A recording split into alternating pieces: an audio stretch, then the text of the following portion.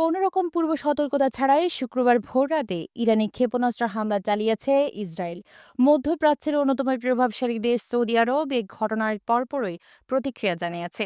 যুক্তরাষ্ট্রের ঘনিষ্ঠ মিত্র এবং ইসরায়েলের বন্ধু রাষ্ট্র হিসেবে পরিচিত সৌদি আরব দীর্ঘদিন ধরেই ইরানের কঠোর সমালোচক। তবে এবারের ঘটনাকে রিয়াদ আন্তর্জাতিক নীতিমালার স্পষ্ট লঙ্ঘন হিসেবে উল্লেখ করেছে।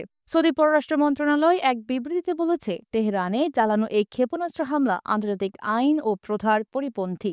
তারা ইসরায়েলি আগ্রাসন বন্ধে আন্তর্জাতিক সম্প্রদায় ও জাতিসংঘের নিরাপত্তা পরিষদের উপর দায়িত্ব পালন করার আহ্বান জানায়। সৌদি আরব জানিয়েছে, রিয়াদ এই হামলাকে জঘন্য হিসেবে দেখছে এবং কঠোর ভাষায় নিন্দা জানাচ্ছে। এদিকে ইসরায়েলের হামলার পরপরই পাল্টা প্রতিক্রিয়া জানাতে সময় নেয়নি তেহরান। ইরান যে পাল্টা হামলা চালাবে তা অনুমিত ছিল, তবে এত দ্রুত প্রতিক্রিয়া আসবে তা অনেকেরই ধারণার বাইরে ছিল। আন্তর্জাতিক রাজনৈতিক বিশ্লেষকদের অনেকেই ধারণা করেছিলেন তেহরান হয়তো সময় নিয়ে পরিকল্পনা করবে, কিন্তু বাস্তবে ঘটে গেল তার উল্টো।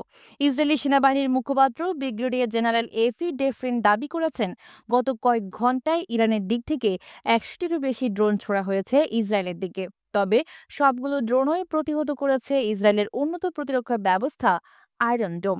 এর আগে ইসরায়েলি বিমান হামলার প্রতিক্রিয়ায় ইরানের সর্বোচ্চ ধর্মীয় নেতা আয়তুল্লাহ আলী খামিনি হুঁশিয়ারি দিয়ে বলেন, তেহরানে হামলার জন্য ইসরায়েলকে কঠিন পরিণতি ভোগ করতে হবে। তিনি বলেন, আমাদের ভূখণ্ডে হামলা চালিয়ে ইসরায়েল নিজেদের রক্তে হাত রাঙিয়েছে।